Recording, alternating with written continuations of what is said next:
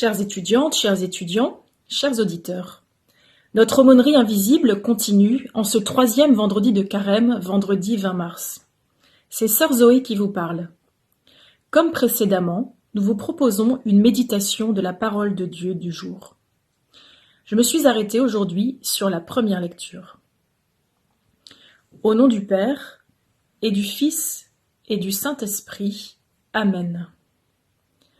Esprit de Dieu, souffle de vie, Esprit de Dieu, souffle de feu, Esprit de Dieu, consolateur, tu nous sanctifies.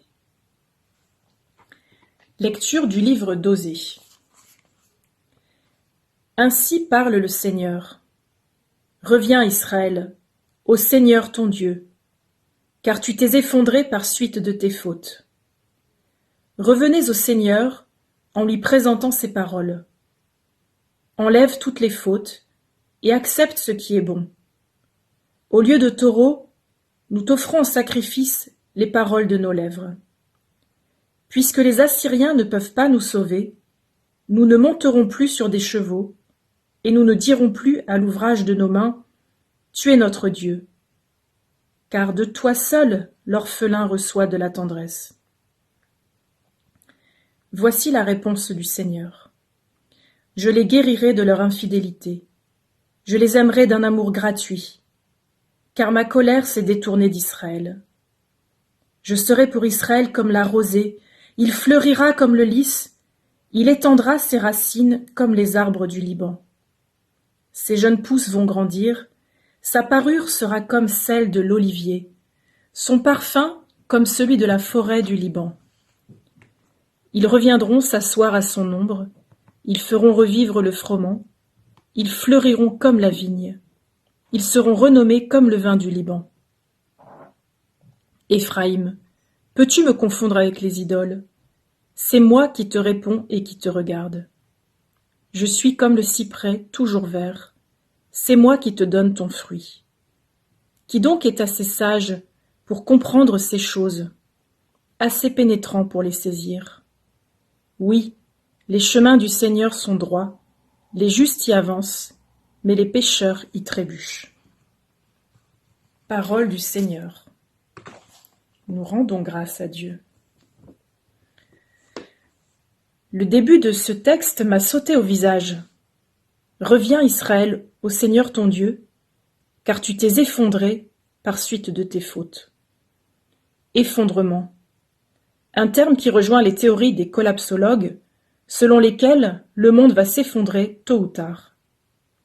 Or, les heures sombres que nous vivons, au niveau mondial, sembleraient leur donner raison. Le texte d'Isaïe est clair sur la cause de cet effondrement. Tu t'es effondré par suite de tes fautes.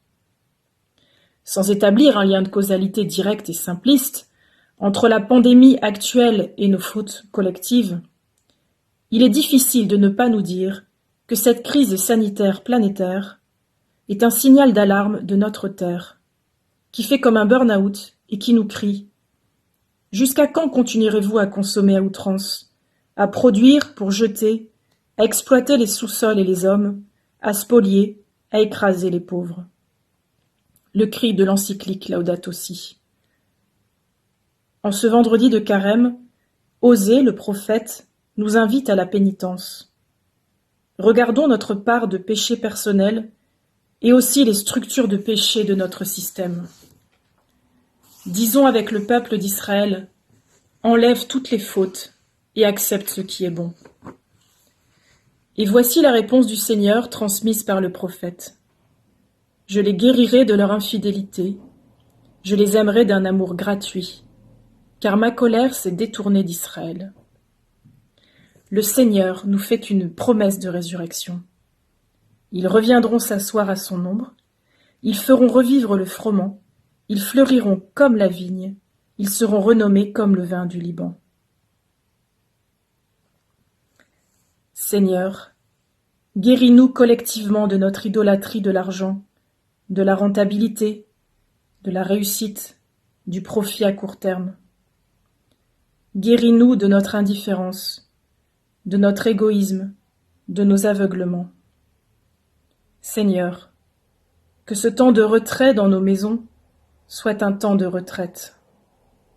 Apprends-nous à prier, fais-nous revenir à toi, prends pitié de nous. Nous te le demandons par Jésus-Christ, notre Seigneur et notre Dieu, qui règne avec toi dans l'unité du Saint-Esprit, maintenant et pour les siècles des siècles. Amen. Bonne journée à tous, en grande union de prière, in Christo. Amen.